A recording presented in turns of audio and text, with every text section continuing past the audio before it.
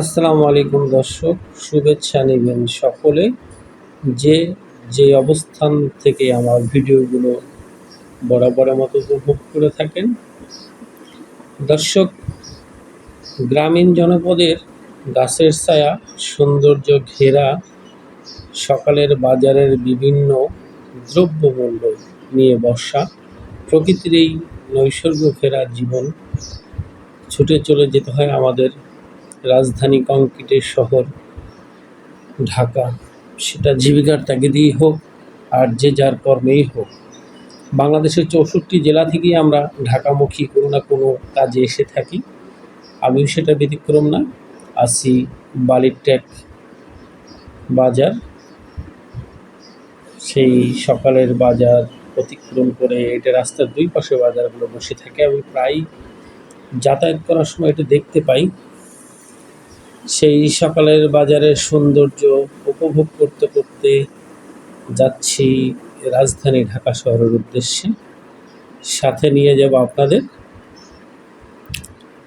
দেখানোর চেষ্টা করব আপনাদের অতি পরিচিত রাস্তাগুলো, যারা এই পথ দিয়ে আমার মতো নিত্য প্রয়োজনেই আপনারা হয়তো মাঝে মধ্যেই গিয়ে থাকেন রাজধানী ঢাকা।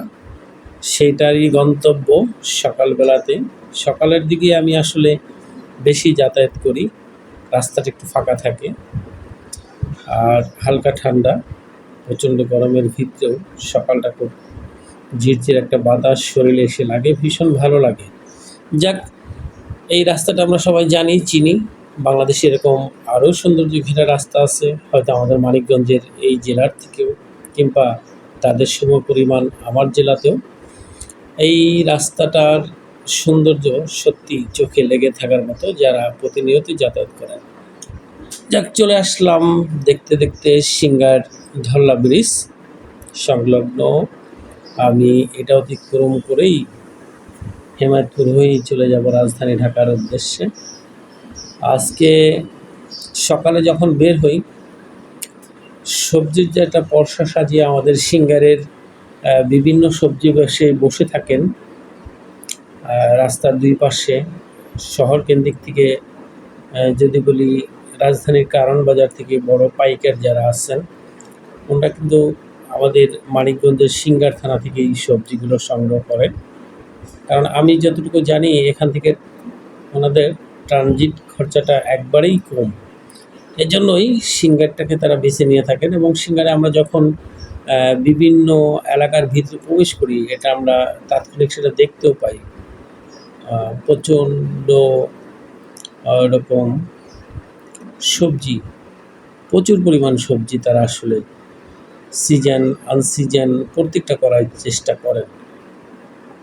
তবে আমাদের এই মানিকগঞ্জ জেলাটা সম্পূর্ণই বিখ্যাত বিভিন্ন জিনিস নিয়ে। তার ভিতরে অন্যতম কারণ বাজারের সবজিটা টাটকা, যেটা ঝিটকার হাজারি গুড় নিয়ে অনেক কথা আছে, অনেক লোকগীতি, লোকসঙ্গীত, অনেক মাঝার, সব কিছু মিলিয়ে আমাদের মানিকগঞ্জ সম্পূর্ণটা একটা জেলা।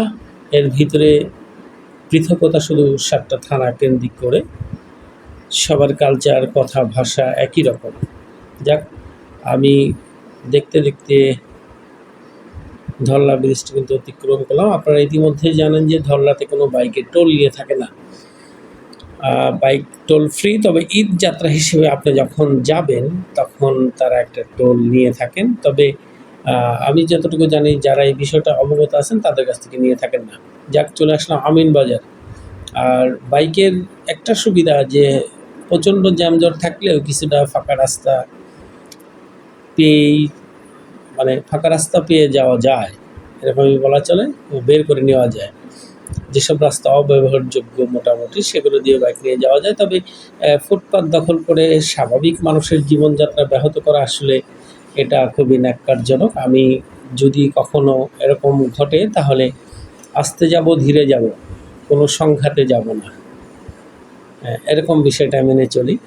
কারণ আমি যখন বের হই খুবই রিল্যাক্স, যে আমার 2 ঘন্টার জায়গায় 3 ঘন্টা লাগুক, সময়টাকে আমি প্রাধান্য দেই, যে সময়টা বেশি চলে যাক, তারপর নিরাপদে যাব, নিরাপদটাকেই প্রাধান্য বেশি দিই। দেখতে দেখতে আমিন বাজার ব্রিজ চলে আসলাম।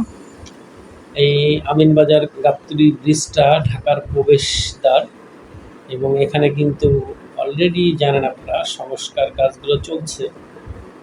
রাস্তার ৪ লেনের কাজ অলরেডি শুরু হয়ে গেছে। এবার হয়তো যে পরিস্থিতি ইদানিং পড়তে হচ্ছে, ঈদের আগে সম্পন্ন হওয়ার সম্ভাবনা হয়তোবা থাকতে পারে। জানেন সামনে কোরবানির বিভিন্ন জেলা থেকে পশু আসবে কোরবানি উপলক্ষে। এটার একটা জ্যামজট তো প্রতি বছরই থাকে, তবে এবার একটু সহনীয় পর্যায়ে থাকার একটা সম্ভাবনা মনে হচ্ছে আমার কাছে। বিষয়টা এমনটা, আমি বেশিরভাগ আমিনবাজার ব্রিজ পার হয়ে হাতের বাম দিকে চলে যাই। আমি বেরিবাঁধ যে রাস্তাটা চলে গেছে এটা দিয়ে আমি প্রতিনিয়ত যাতায়াত করে থাকি এই রাস্তা ধরে।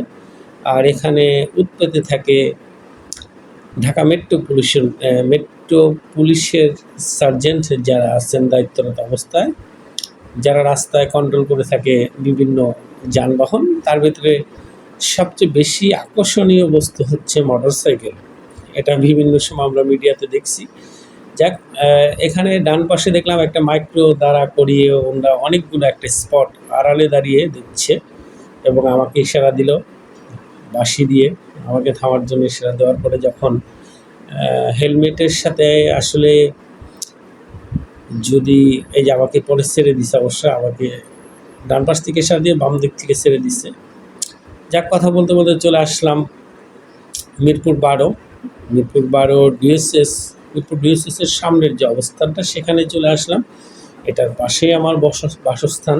ঢাকার যে অবস্থানে আমি থাকি, ছোট্ট একটু অট্টালিকা থাকার জন্য জীবিকার তাগিদে এই শহরে। সকালে ভালো থাকবেন, সুস্থ থাকবেন। প্রবাসী ভাই যারা আছেন দোয়া রাখবেন। আমার গ্রাম, ইউনিয়ন, এলাকা, শহর কেন্দ্রিক যারা আছেন, অনেক কথা বললাম, ভুলভ্রান্তি হতে পারে, সকলে ক্ষমাসুর দৃষ্টি দেখবেন। আজকের মতো এ পর্যন্তই, বেশি কথা আর বলবো না। যে যার অবস্থান থেকে সুস্থ থাকবেন, নিজের প্রতি খেয়াল রাখবেন, ছোট বাচ্চাদের খেয়াল করবেন, বয়স্কদের প্রতি খেয়াল রাখবেন। আল্লাহ হাফেজ।